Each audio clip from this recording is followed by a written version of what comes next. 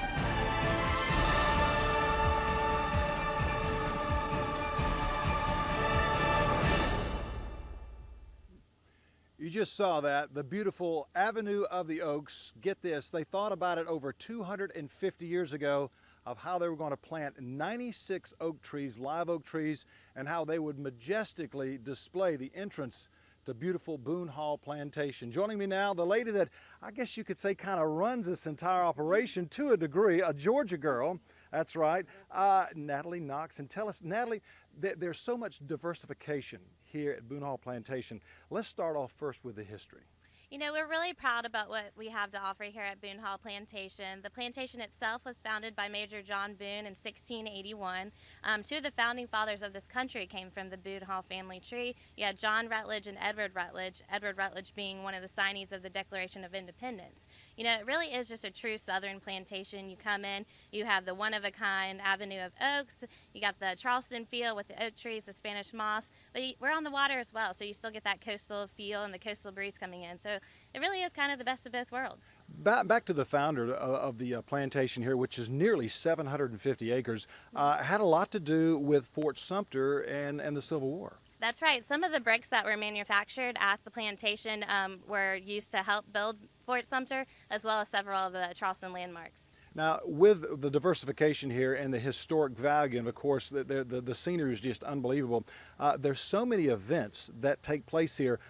Charleston being the #2 wedding destination in the country, I'm sure you get phone calls from all over the country. Tell us the latest out-of-country phone call that you had about somebody that wanted to get married here.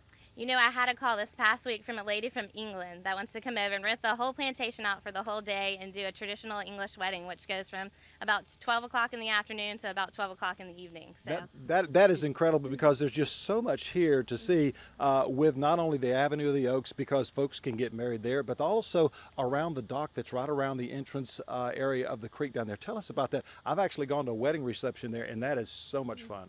Yeah, that is, you know, it's a great spot for weddings, probably our most popular spot since we're on the water there, but it's also the rustic elegance feel that's become so popular in the wedding industry today. And just with events in general, you know, we host some of the biggest events in the Southeast, our Low Country Oyster Festival. Out here every year we have our holiday events like Boone Hall Fright Nights, the Pumpkin Patch, Wine Under the Oaks. So it really, mark your calendars, because August 10th we have Little Texas and Sawyer Brown coming out. So. I'm sorry, what was that again? Just after Eddie Money, who do you have coming out here? Little Texas and Sawyer Brown. So break out those cowboy boots and get ready for a good show. And you know, the Taste of Charleston is out here along with the Oyster Festival. Oyster Festival brings about 20,000 plus people. You cook about 60,000 plus pounds of oysters. The Taste of Charleston is coming up fairly soon. I believe it's in sometime September, early part of October.